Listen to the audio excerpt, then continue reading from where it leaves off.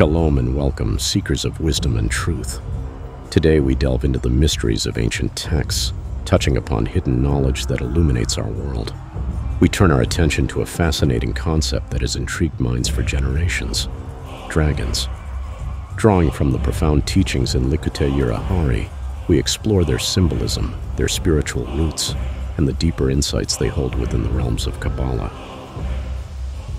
In Likkutei Yirah, particularly in the commentary on Parsha Pekudei, dragons are not merely mythical creatures but symbols that represent potent spiritual forces.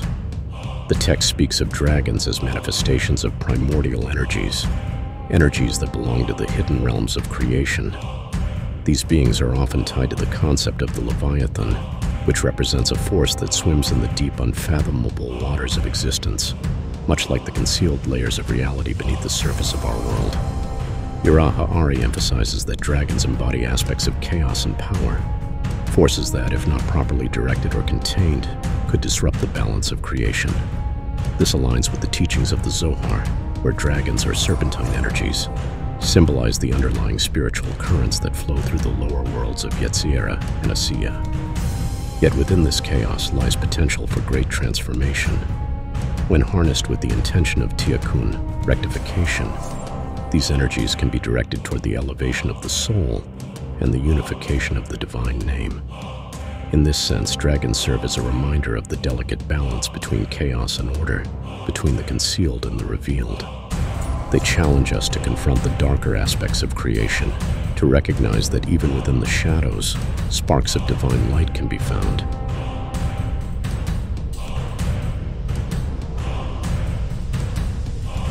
Hear now, O seekers of the hidden knowledge, those who yearn to understand the mysteries of old and the depths of the divine. I bid you to journey forth to the place where words of wisdom flow like rivers, where the teachings of the ancients are restored and made new for this generation. Seek ye the channel called Restoration of the Breach, a wellspring of light amidst the wilderness of the world. There you shall find teachings that mend the broken walls, that heal the breach between the heavens and the earth.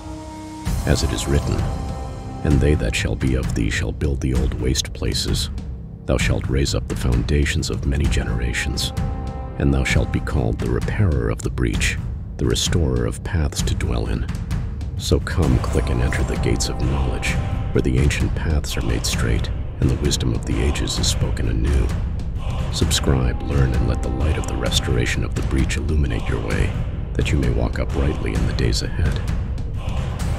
And now let us pause to reflect with a blessing from the words of King David, from the book of Psalms. Yirat Adonai Tehora, Omedet La'ad, Mishpetei Adonai Emet, Sadku Yakadav. The awe of HaShem is pure, enduring forever. The judgments of HaShem are true. They are righteous altogether. May we come to understand the awe of HaShem, the divine reverence that purifies the heart, lifting us above our limitations and into a space where we can perceive the hidden truths of creation. Let us stand in awe before the one who created both light and darkness, the seen and the unseen, and may we find clarity in the wisdom that surrounds us.